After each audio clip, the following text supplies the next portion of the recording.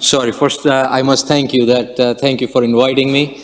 It is my greatest pleasure and to be here. I'm really enjoying the hospitality and very well organized conference and incredibly good lectures. So it is our great pleasure and my great pleasure to be here. What I'm going to talk about, and Dr. Kleiman just mentioned to you that he does all his cases with general anesthesia. So this is what we should do or not, and what are the different ways. So the idea is minimalistic approach or not. So what I put it here is a lot of people describe minimalist. What is a minimalist? So minimalist, they say that pre-procedural minimalist. They say that you don't need a cardiac cath. You can just, no need for CT scan. You can do echocardiogram and measure, or no need for heart team, that you can just have interventional cardiologist see the patient, and that is a real minimalistic approach. Procedurally, you can do it in the cath lab or a hybrid room. You can do it under conscious sedation, general anesthesia. You can use per close, or you can cut down the groin. You can use 1 per close or 2 per closes. You can use a pacing wire, or you can use an LV wire to pace. You can use a transthoracic echo or transesophageal echo. You can use hemodynamics, aortography, none of that to assess the AR. You can use the Sentinel device as you saw in the previous talks or not. Or post-procedurally send them to the ICU or send them to the step-down unit or discharge the second day. All of these are reasonable questions. These are all lectures in itself. But what I try to do is to put in my perspective on it, to say that I think reds are bad, meaning that I think you should not be minimalistic in terms of procedural planning, because this is everything. So you should have all the information about the patient, discuss the patient, be very careful about patient selection. Procedurally, I put green. You can do it in cath lab or hybrid room, and I'll discuss this in a little bit, that what it should look like, what are the goals and benefits. I myself think conscious sedation is the way to go. General anesthesia is overkill. Whether you want to do per close or cut down per close, it should be green, my fault there. Single or double, which side access you like, it's up to you, but I prefer one side access. Pacemaker or wire, you can use either of them. TTE, I don't think TE is necessary. Hemodynamics, crucial. I say Sentinel is crucial. ICU stay is unnecessary. And second day discharge is very reasonable. So what is not minimalistic? So this is definitely not minimalistic. This is to, open the chest, do, put them on pump, do a good aortic valve replacement. It's good. I say that it's good because it is very reproducible and good aortic valve replacement. And it looks, incision may be small, but this is not definitely a minimalistic approach. So similarly, when you are now looking at our patients, this is a typical slide that we make for all patients. So this is not a slide that I'm making here, but every patient that we do TAVR procedure, this slide is made and it is presented in one of the monitors in the cath lab or in hybrid room. The reason why this slide is made is also tells you that first there is a clinical, on the top it says that which cardiologist and which cardiac surgeon evaluated the patient. I hid it because for the patient confidentiality, but there is a name to the doctors that saw the patient. And then it says that these are the reasons why we are going to do this particular procedure. Then labs are there. Then everybody gets an echo, careful echo assessment. If the gradients are low, the stroke volume index as is reported there, annular area, and it in the parenthesis puts who measured it, whether I measured it or not, and if I didn't, I'll measure it again, but there is a measurement there and with a name attached. Then left heart cath is done. A good assessment of the angles, coronary heights, whatever, and then what are the real procedural issues are outlined there. We always present it to so no minimalistic approach there. We have a lot of people involved. Everybody is present for every case. So we usually discuss 40 to 60 cases of TAVR per week in one meeting that lasts about 2 hours, and every patient is presented in the meeting. And this is Dr. Svensson, Dr. Turjo, Eric, Roselli, myself. These are cardiac surgeons and interventional cardiologists. We work together. And as I say, that is a continuous and open communication, consensus building. We share the resources, we share the credits, and we, of course, have an incredible facility. So this is our hybrid OR, hybrid room. And it is large. You don't need to have such a big room, but we are in Cleveland Clinic, and it is one of the premier organizations. So I built this room, and we just are opening tomorrow, or Monday, another room like this next to it, which is of stainless steel walls, so it looks even more contemporary. But it is a biplane room. What it has is this is on a floor where there are all the OR. So we have about 15 operating rooms. And for all operating rooms, there is only one pump, which is primed and ready for extra use. So this is a pump that resides in this particular room. So this pump is ready and available. Our goal is that if you have a complication, within 3 to 5 minutes, we said 3 minutes, but maximum 5 minutes, we should be able to provide whatever need be. So is it an open heart surgery, opening the chest, to putting a stent graft, covering the aorta, whatever it has to be done within 3 to 5 minutes. So expertise of the people, nurses, and equipment has to be available, and we practice that. We practice that, meaning we occasionally do a mock run where we say that we have this problem, do we have this coda balloon, we have this stent, we have this thing available in the room or available right there. So all the walls are stocked with appropriate things. But otherwise, in the room, there is not many people. There's anesthesiologist, one cardiologist, cardiac surgeon, and echocardiographic technician. That is all we have in the room. So the resources are limited. No Swan Ganz, no general anesthesia, no arterial line, no Foley catheter, none of that. So these patients come to this hybrid room, looks nice, but they don't get all these kind of crazy things. How do we do these things? So there is an access. So you get a groin access. So you see that there is on the upper corner that we get access in the one groin. After you get an access, you put one per close, and an 8 French sheath. And underneath, you have another access. So another same needle. I fluoroed it for this slide. I don't fluoro it, just put 2-3 fingers below, stick it. It can be in the common femoral, it can be in the one of the SFA or profunda. So another sheath, and then a sheath for the vein, pacemaker sheath. So there are 3 sheaths placed, and then a sheath in the wrist for the Sentinel device. So these are the sheaths that are placed in the single groin, not in 2 groins. This is, again, my way of doing it, but you can do it different ways. And that's why I put it green on the first slide. The Sentinel device is placed from the wrist. We use a straight flush catheter, and I'll show you why. One per close. Straight flush is to inject dye into the root, and a pacemaker device. And then we connect the pacemaker to the volume line for the anesthesiologist. So in case he wants to give large volume for whatever reason, patient is bleeding. And art line extension in case they want to document their blood pressure. They have an extension from the art line from the same catheter that we put in the aortic root. Straight flush is a catheter very similar to pigtail with multiple holes.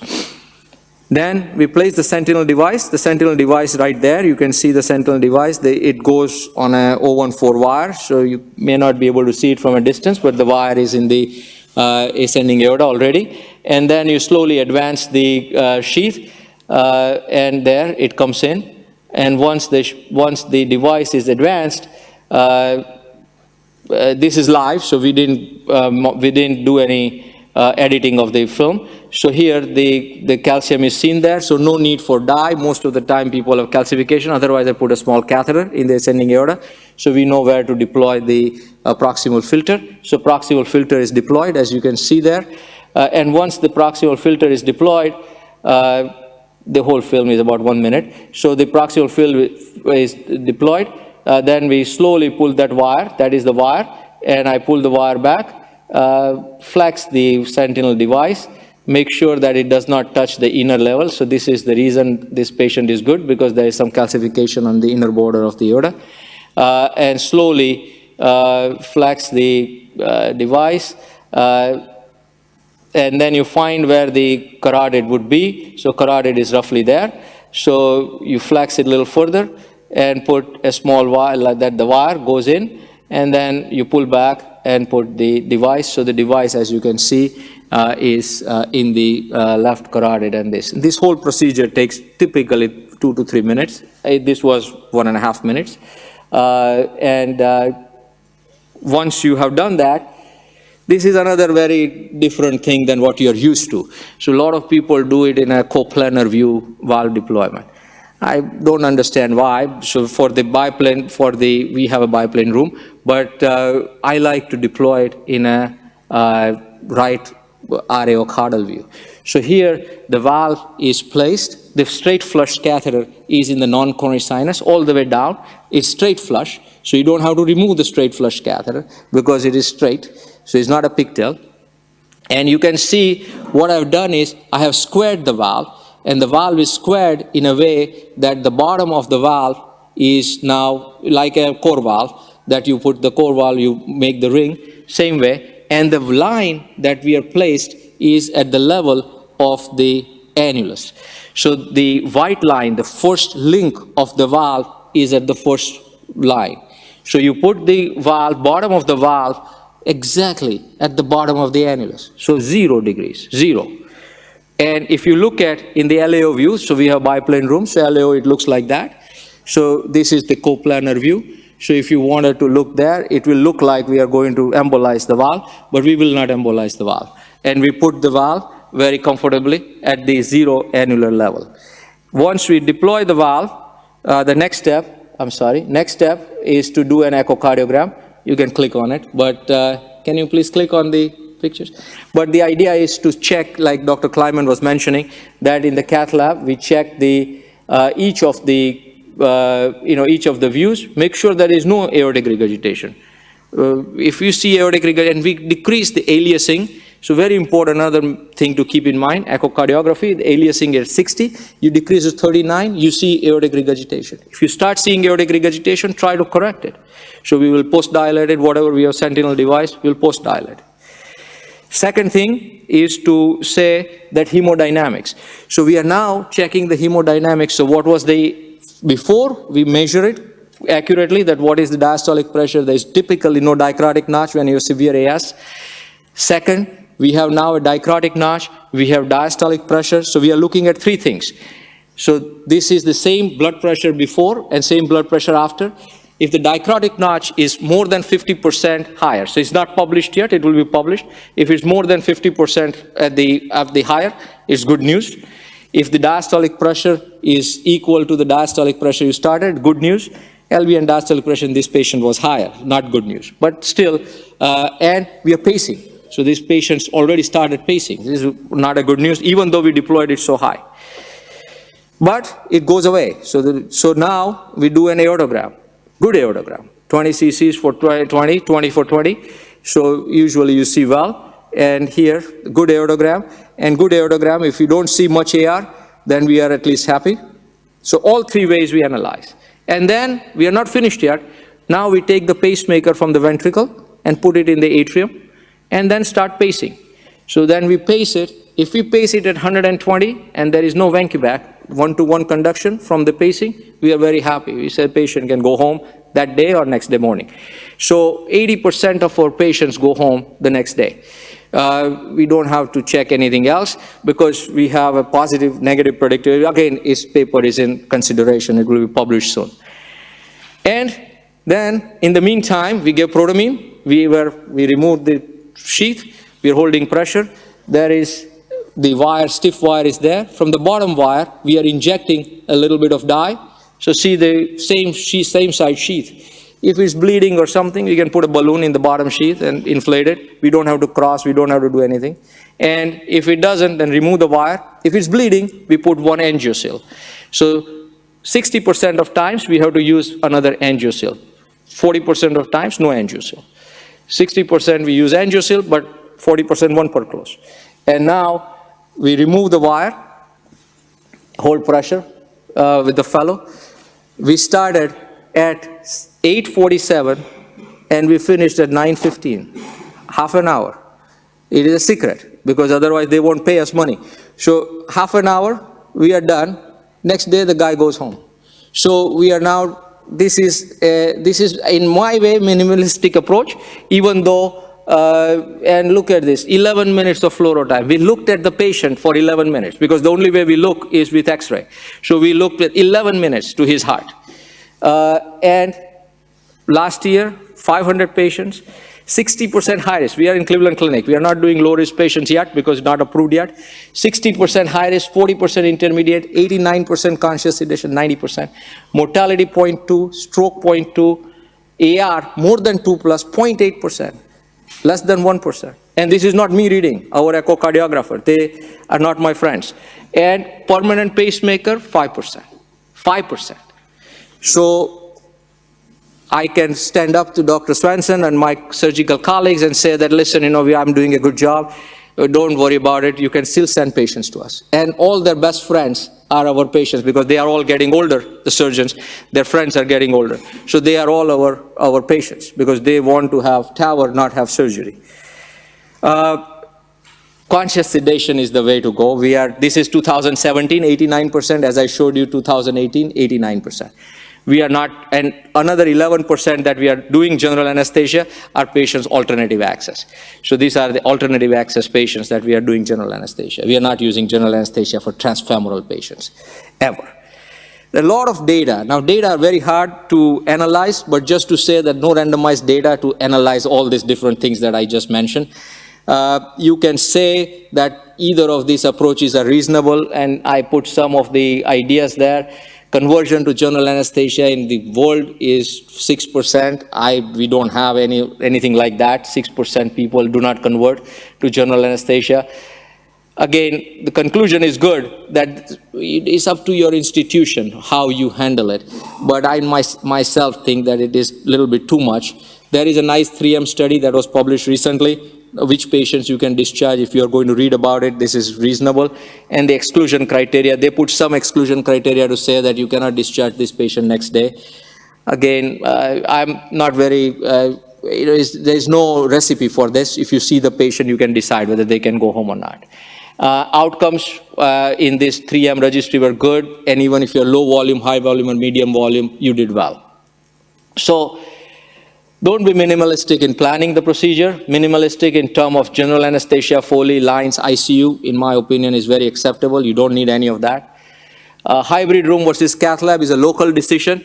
If you are not able to tolerate, in TVT registry, 2% mortality, we cannot tolerate 2% mortality. I will have to stop our TAVR program in Cleveland Clinic. So if we are going to go less than 1%, sub less than 1%, I got to have that 1% saved. So this is the reason why we use it in certain kind of infrastructure.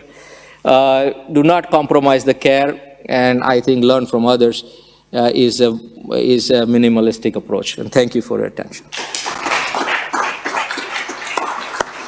I think the figures were very impressive indeed. Thank you. Very, very impressive indeed. Dr. Chlorogiannis, a short comment, please. Congratulations. Thank you. Impressive results. The early results. Any late results? Yes, we have, so our 1 year mortality is about 11%.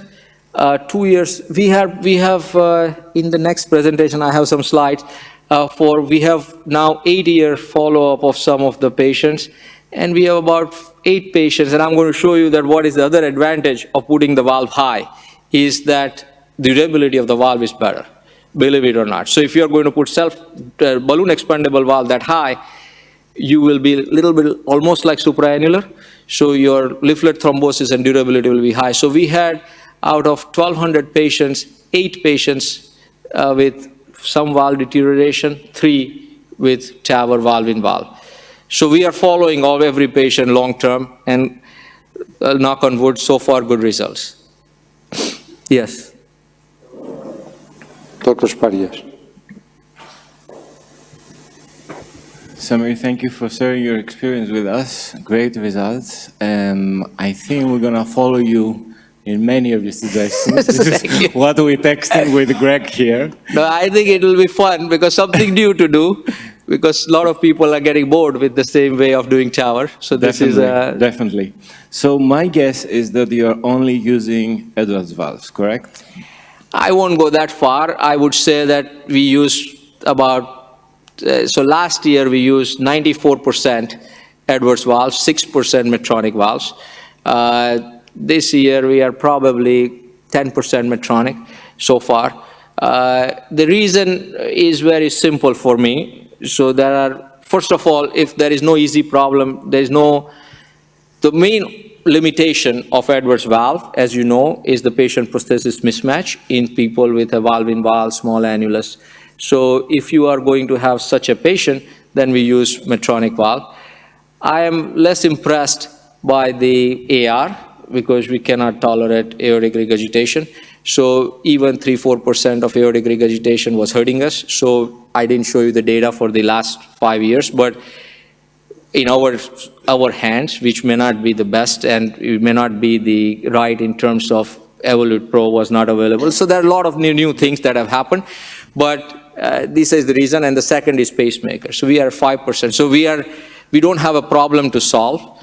So that's why we are not using it. And second is that financial thing is that if you use more than certain amount of valve from one company, we get a little bit more discount. And this is, believe it or not, is important. One of the reasons to use one per close, not use a Safari wire and use just a M-Plus excessive wire, less people, is to cut cost. So this is an important part of our. My guess was based on that you discharged many patients on the following day, and I wonder if you are doing that with Evolute valve. Exactly. I think it's more difficult to discharge. Impossible. Evolute, almost impossible. Right, and this is another major challenge because we don't have patient beds. We are doing 16 TAVRs a week. So where are we going to put them? And my question is, if I heard correctly, you are using protamine to reverse heparin at the end of the procedure? Everybody, yes. Right.